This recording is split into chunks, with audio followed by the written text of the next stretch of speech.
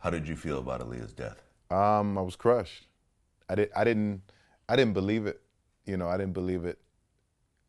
And it's funny that you asked me that because we were riding yesterday listening to an Aaliyah song, and they just happened to be playing "Dust Yourself Off and Try Again" on the radio. It was just weird, and and my lady says, "Do you ever get sad when Aaliyah songs come on?" And I said I don't, because it still feels like I'm gonna go to New York, or I'm gonna be somewhere in Miami or something, and I'm gonna run into her, because that's how it always used to be. Like, she was always moving in her direction, I was always moving in mine, and then we'd end up somewhere in Chicago or somewhere. You in Chicago?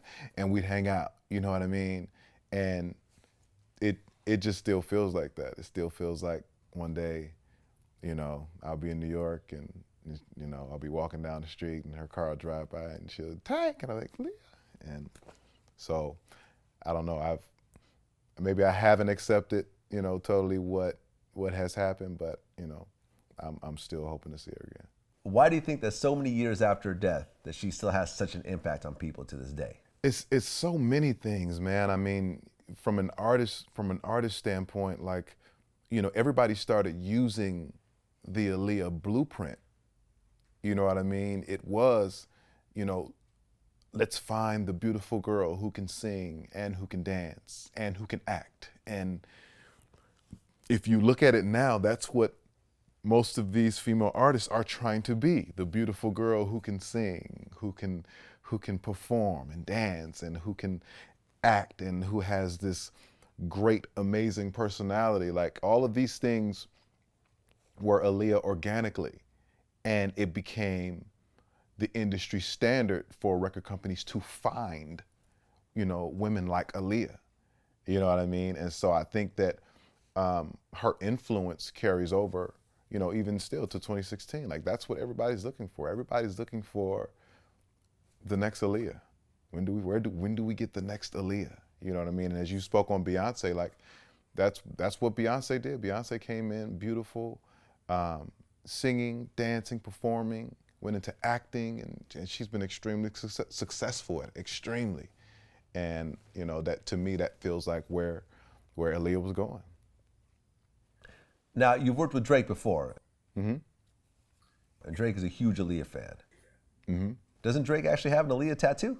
I thought I saw a picture of that. I've never, seen him with his clothes off, but I think so. What exactly did you and Drake work on together? We did a song called Celebration, and I'm sitting at, it's funny, I'm sitting at my lady's house, it's just years ago, and she's like, "Man, Drake shouted you out." I'm like, "Drake, what?"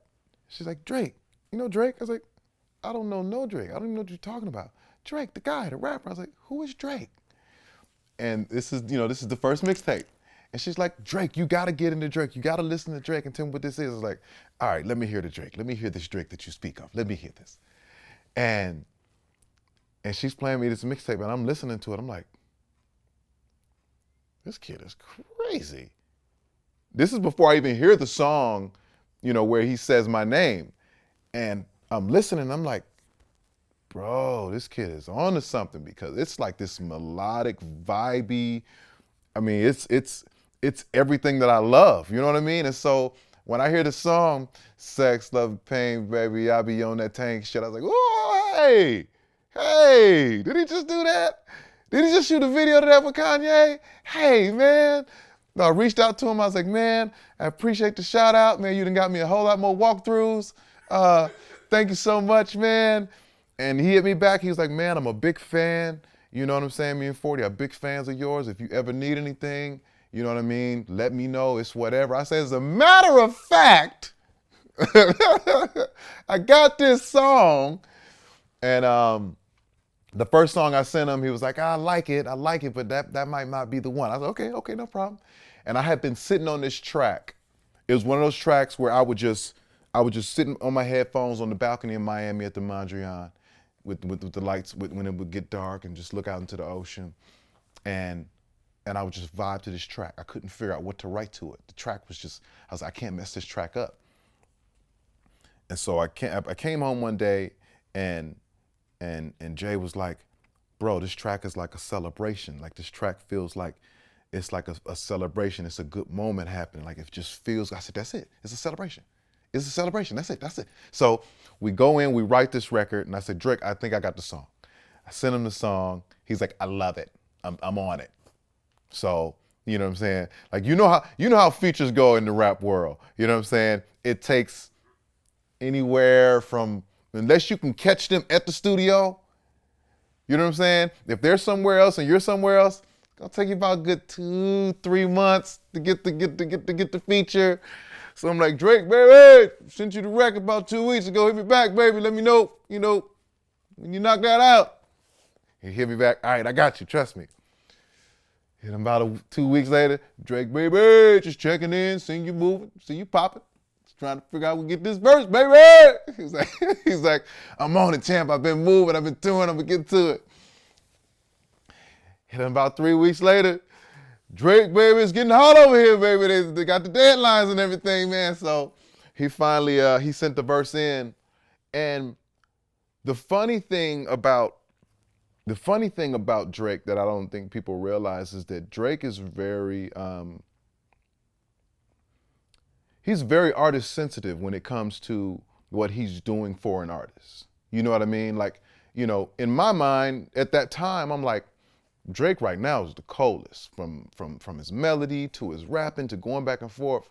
And the last thing I would expect Drake to ask me is, so what do you think about it, bro? Do you like it? Do you want me to do it again? Like, if there's anything you want me to change, man, I'll go back and change. I'm like, what are you talking about? First of all, you're Drake. I pretty much should have to accept whatever you send to me. I was like, but then two, the verse is crazy. The verse is amazing. We got it. We're done. And so we got that song done, and my only regret, is us not being able to make it a single, because my record company at the time, Atlantic Records, like they're very by the book. The legal part of Atlantic Records don't play no games. And so we kept trying to reach out to Drake's management to get the clearance so that we could get, so that we could go for single rights and all of that stuff. And to this day, we still don't have the. Drake kept telling me, "No, I'm a kid to do. I'm gonna do it. I'm gonna make sure it's right." But it just didn't happen fast enough for us to make it a single. So that's my only regret about that project. I had Drake, the hottest rapper in the world, on my album, and I couldn't make it a single. So that sucked. I mean, you're talking about Drake's first single ever. Drake was kind of like, you were hearing his name before and everything else, but then when You're the Best dropped, it was like, okay, Drake is here. May not technically be his biggest song, but it kind of was his biggest song. Yeah, I mean, it was a hell of an intro. You know what I'm saying? That let everybody know off top, this guy is here. He's getting ready to play hardball. Now, did you work with him after that song? No, we haven't worked together since that one. As someone who's a singer themselves, do you feel Drake is a better singer or a better rapper? Wow. I think he's just an amazing songwriter. And it's funny that it's up for grabs. I mean, he can write a great song with melody, or he can write a great song just rapping. It's completely up for grabs. If you notice, like his last 2 albums, his lead singles have been singing singles. Wait, hold on. His new album is Views, but the last album was If You're Reading This, It's Too Late, which is pretty much a rap album. I'm thinking well, maybe I'm saying album, not the mixtape. But right now, on this Views record, the record that's killing right now is the One Dance. I need a one dance.